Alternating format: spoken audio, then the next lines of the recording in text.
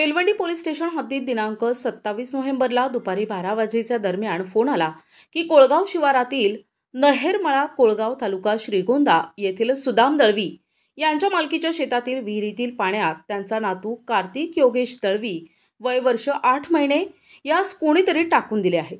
सदर घटनेबाबत माहिती प्राप्त झाल्यानं सदरचा प्रकार गंभीर लहान बालकाचा असल्याने सहाय्यक पोलीस निरीक्षक नंदकुमार सोनवलकर आणि पोलीस पथक घटनास्थळी रवाना होऊन घटनास्थळी जाऊन पाहणी करून यातील योगेश सुदाम दळवी यांचा मुलगा कार्तिक वय 8 महिने हा त्यांच्या मालकीच्या शेतातील विहिरीच्या पाण्यात तरंगताना दिसत होता।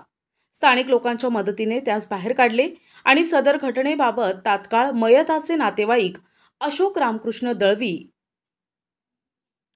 यांनी बेलवंडी पोलीस स्टेशनला खबर दिल्यावरून गुन्हा दाखल करण्यात आला। त्याप्रमाणे सदरचा प्रकार घातपाताचा असल्याने तपास चालू केला असता यातील घटना घडल्या दरम्यान घरातील कार्तिकची आई चुलती सुषमा आणि चुलता ज्ञानेश्वर असे घरी होते।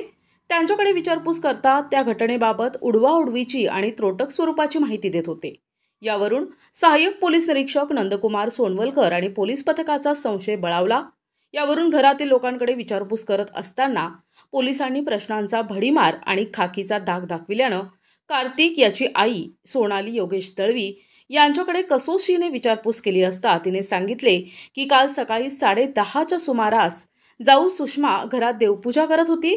यावेळी मी आजूबाजूला कोणी नाही असे पाहून मुलगा कार्तिक हा झोळीत झोपलेला असताना त्यास झोळीतून बाहेर काढून त्यास ब्लँकेटमध्ये गुंडाळून आणून रागाच्या भरात घराजवळील विहिरीतील पाण्यात टाकून जीवे ठार मारले।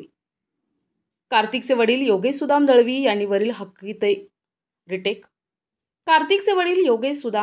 यांनी वरील हकीकतीवरून पत्नी सोनाली ही नेहमी किरकोळ कारणावरून चिडचिड करत असते। ती मानसिक तणावात असते। तिने रागाच्या भरामध्ये सदरचं कृत्य केलंय असं सांगून त्यांनी फिर्याद दिल्यानं गुन्हा दाखल करण्यात आलाय।